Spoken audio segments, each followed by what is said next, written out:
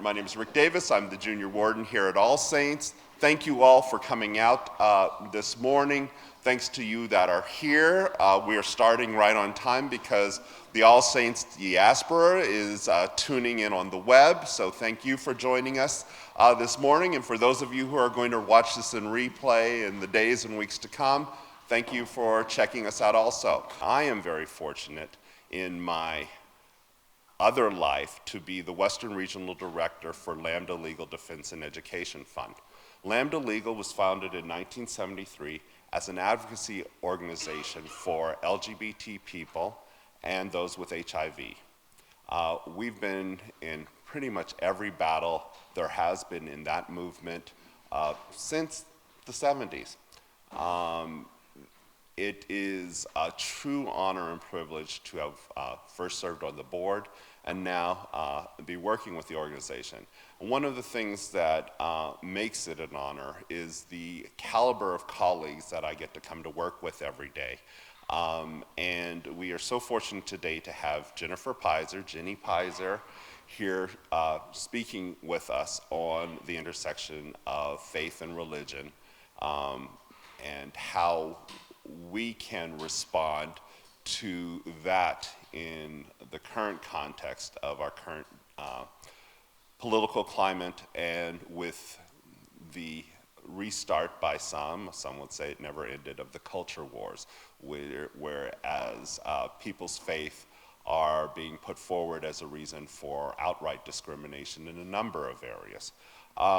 Jenny Pizer, Lambda Legal started in 1973, but Jenny Pizer and I served on the board together in the early 90s, and she liked it so much she came before I did and started working for the place in 1996. She is currently the Director of Law and Public Policy, but prior to that she was the Marriage Project Director.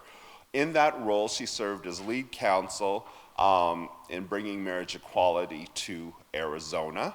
But also, here in California, she served as co-counsel in the case of the case of Majors versus Jean, which brought marriage equality to 18,000 people prior to Proposition 8. And I think we all remember the busy summer of marriages, and Jenny was a key factor in that. Since then, and as we've all had the opportunity to witness the blowback since last year's marriage decision, Jenny, in her role as Public Policy Director, has been a national leader in policy development on the federal, state, and local level for bills and initiatives across our country. She finds herself directly in the square, in the center of the discussions that are going on around this country on behalf of the intersection of religion, public policy, and we are so fortunate today to have her with us, and it is my pleasure to bring up my friend Jenny Pizer to speak to us.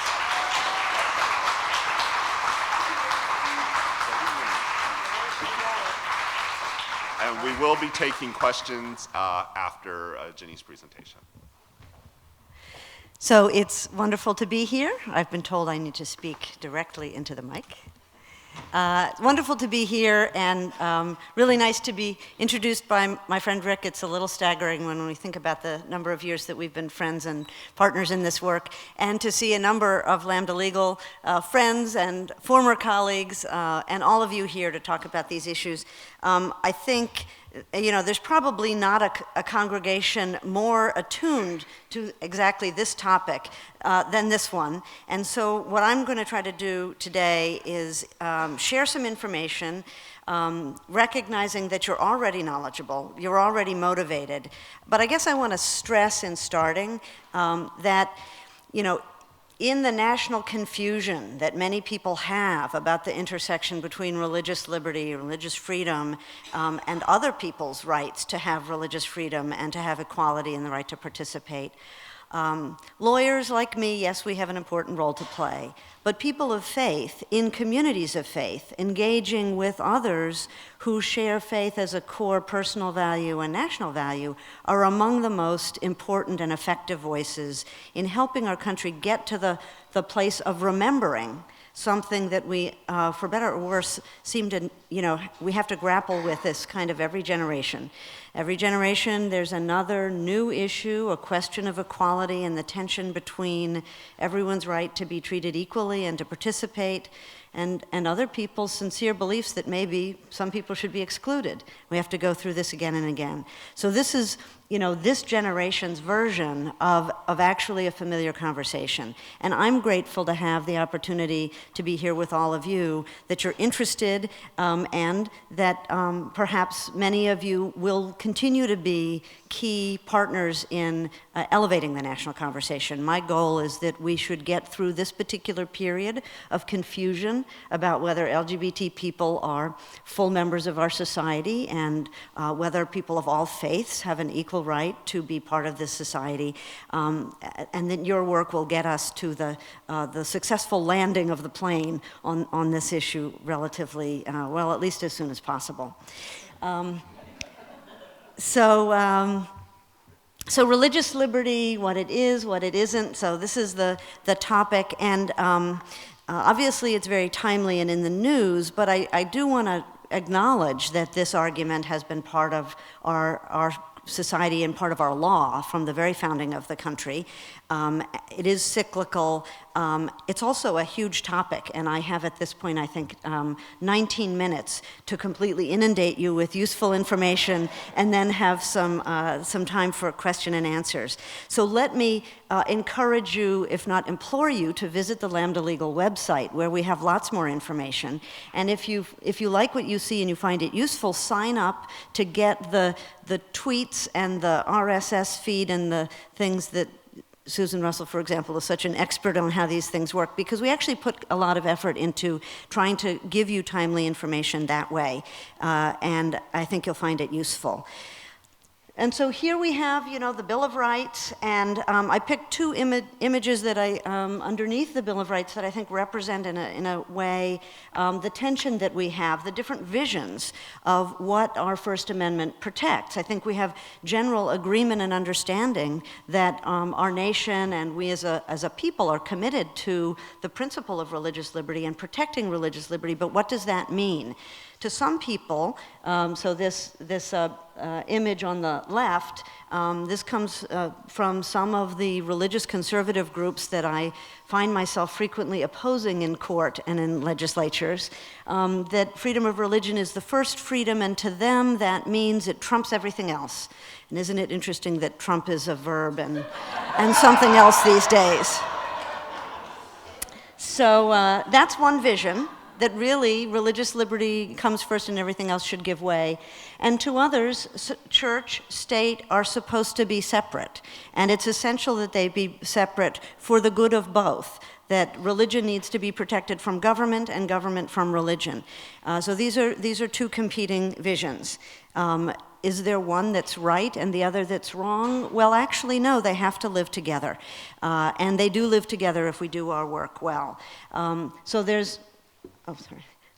We have agreement that religious liberty is a fundamental constitutional right, and that it must be protected against undue government restrictions or preferences, and all the work has to happen in the word undue. What's too much, what's too little. So here's the First Amendment to the Constitution. Congress shall make no law respecting an establishment of religion or prohibiting the free exercise thereof. Two different ideas that are sometimes in tension with each other. The non-establishment clause, of course, is that there shall be no federal official church. But keep in mind, actually, at the founding of the country, some states did have official churches, but it was really critical that there not be one for the federal government, and now, of course, we've gotten rid of official churches in states. And the main issues, and there are a lot of them, are about whether certain kinds of government funding and other support for religious organizations is too much, especially with the faith-based initiative and lots of actually taxpayer money going to religious organizations. There's lots of interesting issues there, and I'm not going to talk about them today. What I am going to focus on is the Free Exercise Clause, which is really the main area that we see at work with the claims that individual people and religious organizations should be able to disregard laws, and in particular non-discrimination laws, and in particular laws that protect LGBT people, and also sometimes laws that protect women's access to reproductive health care and other things. We're sort of focusing on LGBT rights, and it's the free exercise area where a lot of the activity is happening. Sometimes the way I think about this is that the free exercise clause, intending to be a shield for free exercise of one's faith without interference by the government, can get turned into a sword to be used against others of different faiths or just people who want to live their lives in a different way.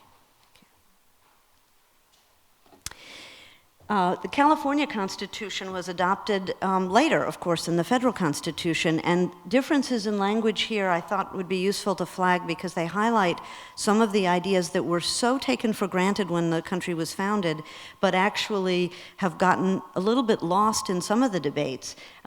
So the California Constitution talks about free exercise and enjoyment of religion without discrimination or preference.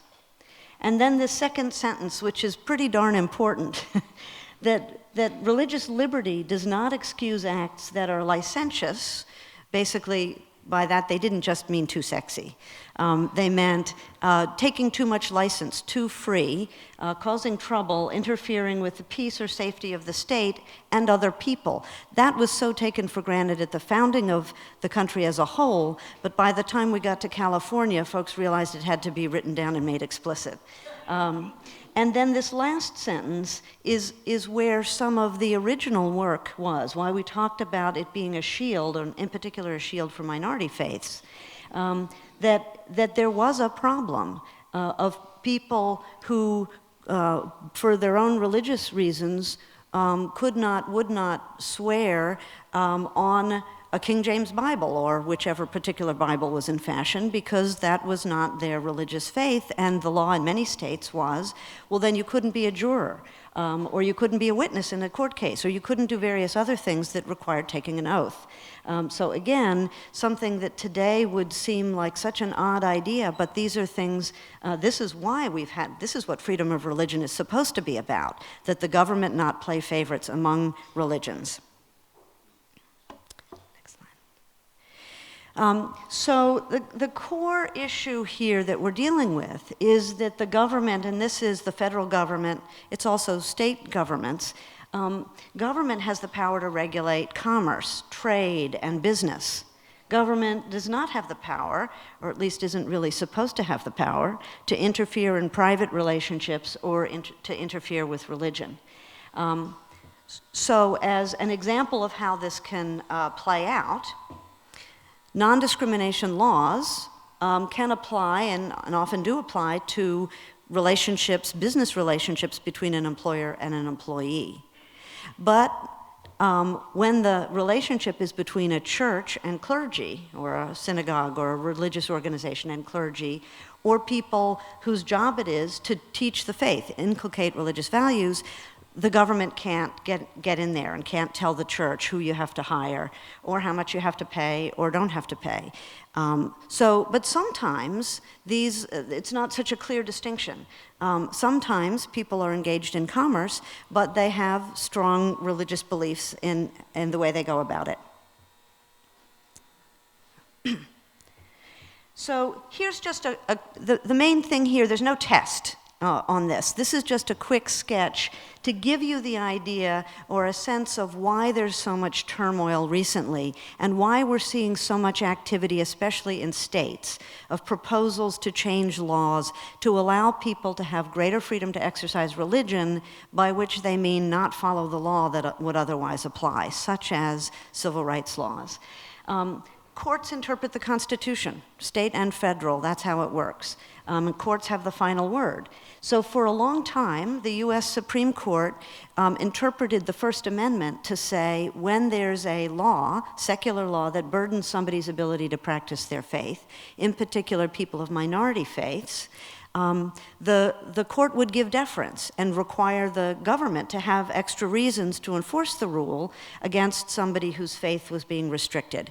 And you can understand the reason for that. People of majority faith don't need the extra protection because the majorities in the legislature write the rules to take care of the needs of people of the majority faith. So when we had Sunday closing laws, it wasn't an accident that was Sunday. We need a day of rest. Oh, let's all do the day of rest on the day that works for the majority.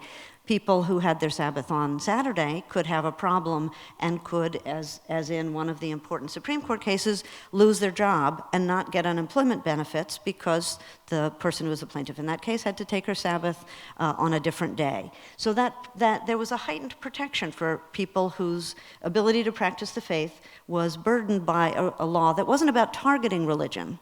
I mean, we always have to look carefully if it's targeting religion. It was just a rule applying to the business relationship, but it caused a problem. There was special protection. In 1990, Justice Scalia, who actually was a very ardent Catholic, so it's a little surprising, but he had 4 members of the Supreme Court joined him in an opinion saying, oh, pish-posh, that's not what the founders intended. If there's a law that's not targeting religion, it should just be enforced. The government doesn't have to go to extra lengths. Sort of an example, it was a case about Native Americans using peyote, that he apparently cared more about the anti-drug laws and the power of the government to enforce the drug laws than the needs of Native Americans, and we ended up, sometimes people say hard cases make bad law. Well, this was an instance of the legal standard changing. Well, Congress didn't like it. Congress passed something called the Religious Freedom Restoration Act in '93. Overwhelming majorities of members of both houses, and President Clinton signed it. Great fanfare. We're going to have heightened protection for religion. That's what that act stood for. Sorry. And that's a law, that dynamic then caused a bunch of similar activity in the states, and that's some of what we're still seeing today. Next one. Okay, so some of this is now going to go quickly because I realize I just have a few minutes, so fasten your seatbelt. Key idea here is that our government already protects religion in lots of ways, and in particular legislatures, the federal Congress and state legislatures, in many ways have gone out of their way to treat religious organizations and religious people with extra deference. So, for example, religious organizations, not just churches, but hospitals that are religiously affiliated, social welfare organizations get often federal special tax treatment.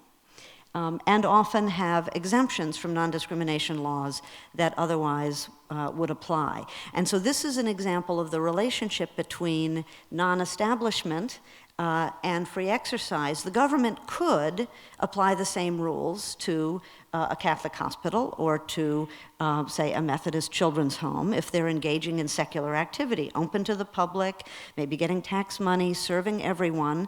That could be regulated because it's actually commerce. It's actually regulated activity. But there's lots of preferences that are given in deference to religion. Many states, like the federal Congress, have also passed these rules to allow individuals to have special protection when doing activities that would otherwise be regulated. And what's happened, and we've all seen this, is that there have been more civil rights protections afforded, at least in some parts of the country, to lesbian, gay, bisexual, and transgender people.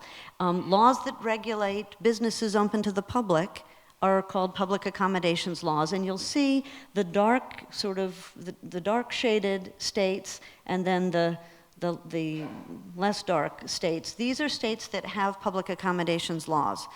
You may notice something about this map. It's not all covered by the dark color, which represents protection against discrimination by businesses. And that's a reality for LGBT people in large parts of the country. Light-colored Wisconsin over there and New Hampshire, those are states that have protections against sexual orientation discrimination and not gender identity protection for transgender folks. The states that have the T have protections for the T. But as you can see, we have a lot of work to do. What's happened is, as those protections have come online in some places, people who disagree sometimes don't want to follow them. Two examples of that are two cases that Lambda Legal litigated. The one on the left is a case about access to infertility care for a lesbian couple. The case on the right was about a lesbian couple, California couple who went to Hawaii, wanted to rent vacation lodging. In both instances, a business person engaged in a for-profit business turned away the lesbians, saying they had a religious right not to provide those services to lesbians. Even though the law says you're doing a business, don't discriminate, they claimed a religious right that should, let me pick the verb, trump the non-discrimination rule. And in both of those cases, the one on the left was a good success in the California Supreme Court, the one on the right, good success, but it's still hanging out in the Hawaii appellate courts that are taking a long time. But basically, these cases represent quite a few cases when we've litigated, and we've won, and not just Lambda Legal. We've done quite a few. Our sister organizations, especially the ACLU, has done a lot of these cases. Generally, we've won in court, that the courts have said, the civil rights laws are really important. There's a compelling interest. If you're operating a business, you need to treat everybody equally and follow the law. So this was sort of the trend in the states that had those laws, and then the stakes went up a little higher because this happened, weddings, and people who disagree were unhappy about the idea that they might have to follow civil rights laws if civil rights laws applied to them. Many places they don't. Something else happened. Folks familiar with Hobby Lobby, this was an example of this federal law I mentioned, the Religious Freedom Restoration Act, being invoked by this business, family-owned, owned by some folks devoutly religious. They do have 13,000 employees. Not all their employees, certainly not all their customers share those beliefs, but they relied on that law, and the Supreme Court decided that actually corporations, or at least corporations owned by a small number of people, get to have religious rights and got to have the special protections that previously had just been for religious organizations or individuals. What else happened? Well, we won in the Supreme Court. And the sequence here is that the temperature was going up among those who disagree. And so what happened? Folks may recognize our favorite Kentucky clerk, Kim Davis, who felt that it was her religious obligation as the clerk to shut down the marriage licensing function for the county because her name was going to be on the documents, because she was the clerk, with the seal and all the fancy language, and that would be taken as her personal endorsement of the marriage of anyone who got a license. Not that anybody thought that before, but she did. And this fellow, folks may know, the Chief Justice, now former Chief Justice of the Alabama Supreme Court, who issued a memo to all the judges in Alabama who issue licenses that they must not do so, setting up conflicts. And then a series of issues, okay? So wedding venues, and more wedding venues, and flowers, and cakes. All these businesses that had not previously done a religion check, let alone a sexual orientation or gender identity check before making a cake or selling flowers, but objected. And one of the things just to highlight at this point is that in these cases consistently, these are all cases that were litigated, the civil rights laws applied and were upheld. These folks were all represented by self-identified Christian fundamentalist legal organizations. These are folks that we have come to know all too well. And I won't go into, given the time, all of the legal arguments. Suffice it to say, the courts didn't agree, nor do we, that selling flowers is endorsing the particular match of whoever's getting married, or renting your farm to a lesbian couple is saying, gosh darn it, you think they're a good match, or that you think for religious reasons they should marry. And one of my favorites, the idea that putting icing on a cake is endorsing the people that are getting married and expressing your support for their marriage. Next one. So these two lovely gentlemen, so on the left is Senator Mike Lee of Utah, on the right is Representative Raul Labrador of Idaho. I have to just tell you, when I was looking for pictures of them, they both seem to like to pose with guns a lot.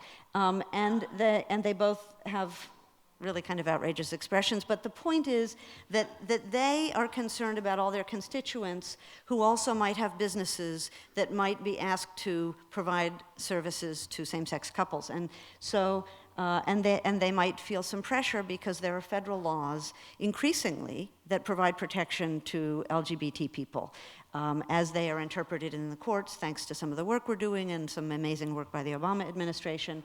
And so there's a bill that's been introduced.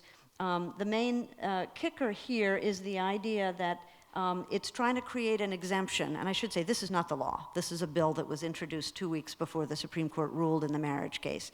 That there should be an exemption for anyone who would disregard a federal law based on their religious belief about marriage, that should be just men and women, and also that sexual relationships should be reserved to such a marriage. And the kicker is that they define, Dorina, thanks? They define discrimination to mean becoming ineligible for public money or denial of contracts or so forth. And the bottom line here, of course, is just that if that were to become part of federal law, it would mean some of the essential non-discrimination protections that we now have would not necessarily apply. And because this is getting at not just religious organizations, but anyone running a business and any individual. Next one. So I want to just wrap up this part and have a few minutes for questions by saying, and you've seen this in the news, that we had seen some of these bills. Folks may remember Arizona had a bill that was then vetoed by Governor Jan Brewer because she was lobbied, not so much because we as the gay community asked her to, but because major businesses asked her to, and because maybe the Super Bowl might have been moved to someplace else. And she was really concerned as a good person about the Super Bowl. There were a couple bills that year, and then in 2015, there was an explosion of over 100 bills in more than half the states in these different categories. You know, the bad news is this was really hard to deal with. The good news is we actually stopped about 90% of them. Skipping ahead, I'm just going to skip ahead to go to Michigan. One of the ones that passed was, or three bills in Michigan to create a special exemption to allow licensed agencies that provide child welfare services, like adoption and foster care agencies, to allow deviance from ethical norms and professional standards if done for a religious reason, such as for the treatment of LGBT youth in state care that are placed with the agency, and an ability to refuse eligible individuals or same-sex couples for religious reasons. And to, again, define as discrimination, denying public money the ability to place and be paid for taking care of kids that are in state care, to get contracts and to get licensing. In other words, to disregard professional standards and yet not be at risk of losing your license. So this is now the law in Michigan. Next one. A similar law just passed in Tennessee for mental health care professionals. Now let me just say, pastoral care, do it according to your religion. That's protected by the Constitution, state and federal, absolutely. But if you're a licensed mental health professional, you ought not to be able to turn people away based on your own religious views about them. That's the ethical standard, that's the professional rule, that's what a professional license in Tennessee used to mean, and it doesn't mean it anymore. Super quickly, this is Gavin Grimm, an incredibly brave transgender boy. North Carolina. This has been all over the news. The main thing I want to show here is, just as a matter of common sense, he should have to use the girls' room because of his birth certificate. How's that going to work for him? How's that going to work for anyone? The Obama administration has come out strongly reinforcing a rule that's been around for a long time, actually, that sex discrimination includes discrimination based on gender identity as a form of sex discrimination. The litigation being done on his behalf by the ACLU is very successful. Lambda Legal is helping them with that. But what we've seen as a result is a version of the Mike Lee Raul Labrador federal bill just passed in Mississippi that adds this last point. Now we're having religious beliefs about gender or sex as being unchangeable as on your birth certificate, as if your birth certificate was, I mean, it says whatever it says, what if it's wrong? But to be able to act against somebody based on your own religious belief about a person's gender. Next one, Oklahoma. And this was just introduced a couple of days ago in Oklahoma, which is really breathtaking. Now, Oklahoma has been just a cottage industry of bills. I mean, it's like they're not doing anything else in Oklahoma, but proposing legislation, one bill more aggressive than the next. But this one, as you see, Representative John Bennett, one of the ardent supporters of this bill, saying this directive is referring to what the Obama administration has issued, saying no discrimination against kids in schools receiving public money. This directive is biblically wrong, as if his view of the Bible is supposed to control the Obama administration. A violation of our state sovereignty and is a serious public safety issue. Now, this, of course, in the context of there being not one example of a trans kid causing a problem for the cisgender, the non-transgender kids. Not even one example. But this would create a religious right of public school students to object to the presence of a transgender student in the shared facilities, restrooms, locker rooms. And instead of receiving what is generally the rule, if somebody's objecting because they feel that their own privacy is invaded by the presence of someone else that they feel uncomfortable about, well, the rule is then they should have access themselves to another place. The person who's seen as different shouldn't be excluded. But this would turn that around and create a religious right of public school students to a transgender-free facility. Is this new? Not at all. As I said, it's been cyclical. We've seen it again and again. Objections to race equality, to gender equality, to equal treatment of unmarried heterosexual couples. It's all very familiar. Unfortunately, this is this year's flavor of a familiar problem. Who's behind it? You may recognize many of these names. The bills that we see all over the place, they tend to look kind of similar. I think they're coming out of some of the same laptops. And some of these organizations have a lot of money and they're creating a lot of problems. The main thing they're doing is confusing people, which is why the work that you all do is so important. Because the issue actually is, thank you, the issue actually is helping most people sort this out so they're not confused. Why is it difficult? Because good people are confused, and because some people who want to cause trouble are deliberately enhancing the confusion. Next one. This is the point, and you can't see the one at the bottom, but what it says is bigotry disguised as religious liberty is still bigotry. And that's really the point. We don't have to call anybody names, but we can clarify things. We're succeeding because actually, these themes are familiar to people. We have seen them before. And one measure of that is this year we saw in the neighborhood of 200 of these bills. I mean, it's really been crazy, but we've stopped most of them. And that's because we're all doing our work and having the conversations. What can you do? As I said, keep doing what you're doing, because this is an amazing congregation, and we just need more of that, and we need it in more places. Things change, people's minds change through the conversations that people have with other people in their lives, and people that they can see share common values, and they can walk through what the issues are, and come to the core values of loving each other and caring for each other.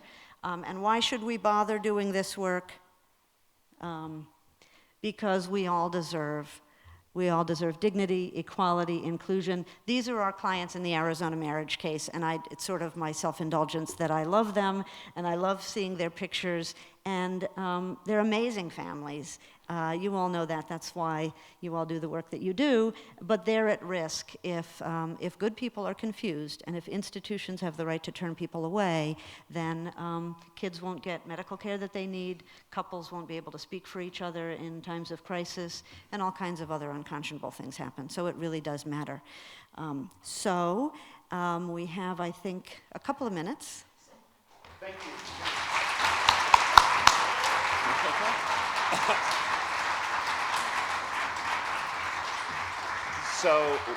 Thank you. We're going to have, and there's lots of questions. We only have a few minutes, so Jenny's going to respond. We've got people going out, and please raise your hand. Okay. I just want to say thank you from the bottom of my heart. As the mother of a gay son, and I want to tell you what is really incredible is not only the work that lawyers do, but the work that parents do. Because parents of gay children and trans children are not going to be silent. And I'm telling you, we're not going to be silent. Thank you.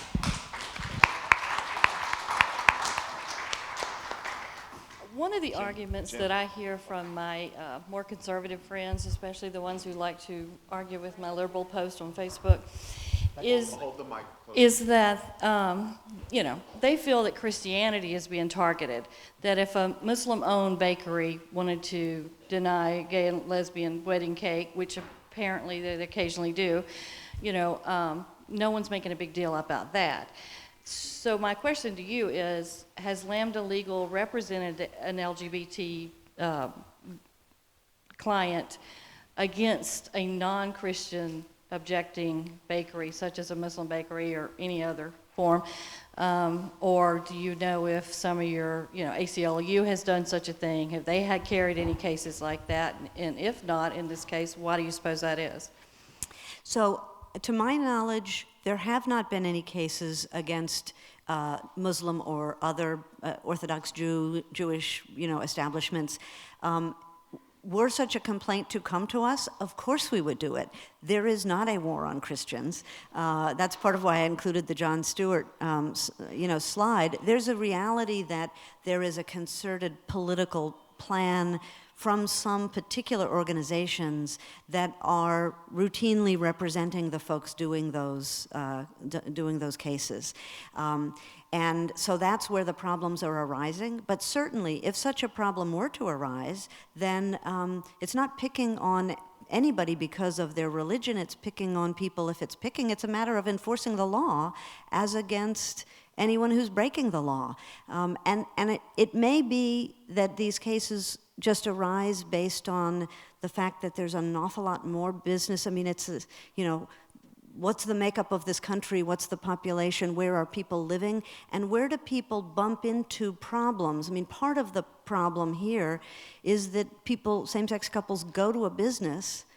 It's a business, and sometimes they've been going there for a long time, never had any problem, and there was nothing about it to indicate that they were going to be turned away, and then suddenly they were.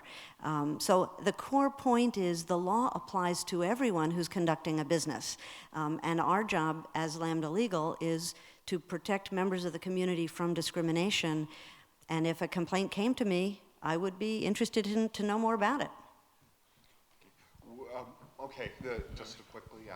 Hi, hi, my name is Alex Posner, and I'm said gay son. And my question for you is, how can the young people, we would love to have the luxury you do of flying to North Carolina or Mississippi and starting a riot down there. But at the same time, we don't have that luxury because we live in California, except with the exception of the Orange Curtain down in Orange County.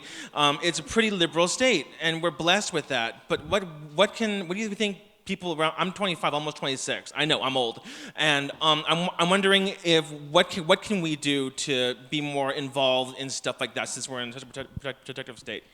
So actually, California, as you said, it's big and it's not uniformly friendly. I mean, we're litigating a case now in San Bernardino for a lesbian teacher who was fired, and it seems pretty clear that part of what was going on was the anti-gay, religion-based views of the principal. So the reality is we're a big, diverse state and made up of people, many different traditions, and so we have a lot to do here.